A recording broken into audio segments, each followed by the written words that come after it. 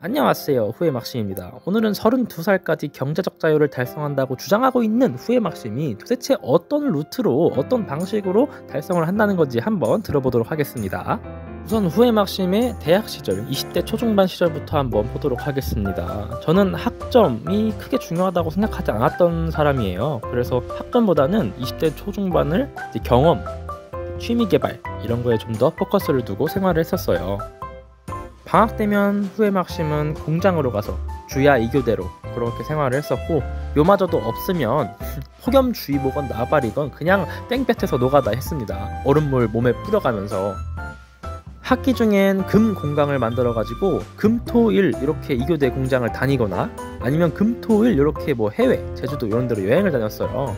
필요하면 월요일은 그냥 제꼈습니다. 수업 늘 통장에는 한 1000만원 정도는 유지했던 것 같아요. 그렇게 3학년 때쯤에는 이제 학교 다니기가 싫더라고요. 근데 휴학하기는 아깝고, 그래서 그냥 교환학생을 갔습니다. 생각 없이. 그렇게 하면은 이제 해외여행 하면서 학기가 때워지니까 교환학생 장학금도 나오고.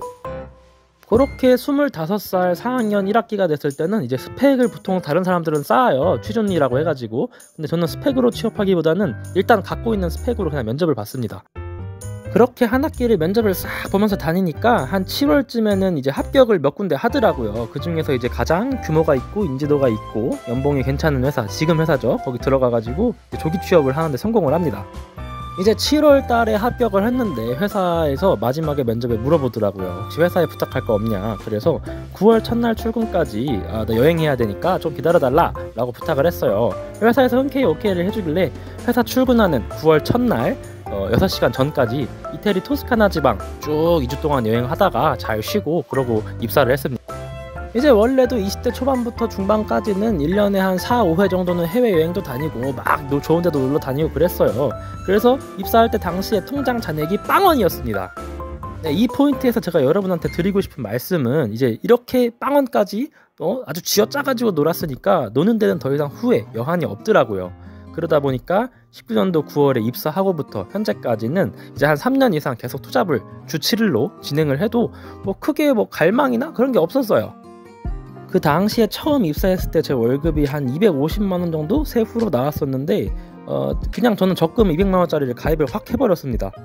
그 외에 연금 펀드 뭐 청약 같은 것까지 다 해서 고정 강제 저축이 한 230만원 정도가 됐어요. 그러다 보니까 자동으로 절약하는 생활이 됐습니다. 뭐 용돈기 입장 작성이라든지 일주일에 10,000원 버티기 챌린지 뭐 이런 것들을 진행해가지고 절약을 좀 놀이화했어요. 네, 그렇게 살아오다 보니까 이제 매년 연봉이 오르잖아요. 그래서 뭐 현재는 연금 펀드 뭐 이런 거 다 포함해서 한 270만원 정도 고정 저축을 유지하고 있고요. 대략 연애 이자 포함해서 한 3-4천 정도 저축을 하고 있는 것 같습니다. 취미로는 헬스랑 독서가 있고요. 저는 매일 4시에 기상을 해서 집 앞에 맥도날드 가서 커피 한 잔 싹 먹고 공부를 하면서 독서도 같이 합니다. 그렇게 하고 이제 헬스장으로 가서 운동을 하고 출근을 하는 루틴을 진행하고 있고요. 재테크 관련 독서를 계속 도서관에 가서 빌려서 보다 보니까 이제 채권을 알게 됐습니다. 그래서 저는 연수익률 한 8%짜리 이 투자를 하고 있고요. 이 채권 투자는 제가 따로 영상 올려놓은 게 있으니까 관심 있는 분들은 한번 찾아서 보세요. 후에막심에서. 네, 뭐 제 주변에도 보면 주식 엄청 잘하는 친구들이 몇 명 있습니다. 그 친구들은 이제 기업을 분석해가지고 왜 이 시점에서 팔아야 되는가, 왜 이 시점에서 사야 되는가, 그리고 이거는 앞으로 어떻게 될 것이다 이런 걸 되게 예측을 할 수 있는 능력이 있더라고요. 친구들은 저에 비하면 수익률이 진짜 어마어마하게 말도 안 됩니다. 근데 왜 저는 그걸 안 하냐면 저는 그럴 머리가 없어서 그렇습니다. 네, 제가 잘하는 게 있고 못하는 게 있는데 그런 쪽에 재능이 없어요. 그래서 저는 그냥 편안하게 안정성 위주로 투자를 진행하고 있는 거고요. 투자나 재테크에 정답은 없는 것 같습니다. 자, 그래서 제 다음 스텝은 뭐냐, 2025년 9월 달에 퇴사를 하는 겁니다. 지금부터 2년 뒤죠. 제 나이 만 30세쯤입니다. 그때쯤이면 제 자산이 2억 1천만원 정도가 될 거고요. 퇴직금은 2천만원 정도 예상됩니다. 그렇게 2억 3천만원을 들고 저는 바로 퇴사한 지 일주일 이내로 호주로 넘어갑니다. 만 30세가 넘기 전에 호주 워홀을 서드비자까지 취득하는 게 목적이기 때문에 바로 9월달에 농장으로 직행을 해가지고 26년 7월까지 그냥 죽은 듯이 서드비자 취득할 때까지 농장 일을 할 예정입니다. 그렇게 농장 일을 진행하고 나면은 아마 자산이 한 3천만원 정도 더 늘어났을 것 같아요. 그래서 2억 6천을 가지고 26년 8월부터 28년 8월까지 2년 정도는 이제 CT에서 좀 편하게 여유로운 해외 라이프를 즐겨보려고 합니다. CT에서의 2년은 1년에 2천만 원씩만 저축을 해가지고 28년 8월이 됐을 때 자산이 3억 정도, 목표했던 자산이죠. 3억이 될 것 같습니다. 그렇게 되면 이제 제 나이 만 32세고요. 채권 투자를 진행하면 월 150만 원씩 나오는 금액입니다. 저는 이 상태를 경제적 자유라고 정의를 할 거고요. 수고한 나를 위해 물가가 싼 동유럽이나 동남아 등에서 한 2년 정도 지낼 예정입니다. 휴양으로. 월세는 50만 원 언더로 측정을 했고 생활비는 100만 원 언더로 측정을 했습니다. 거기에 있는 동안 제가 일을 아예 안 한다는 뜻은 아니고요.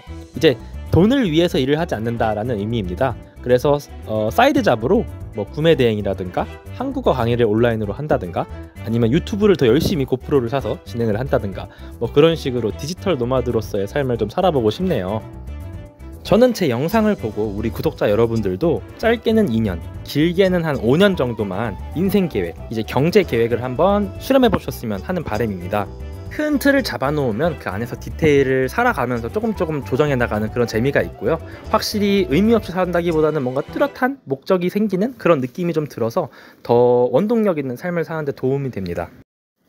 아, 그래서 장가는 언제 가냐고요?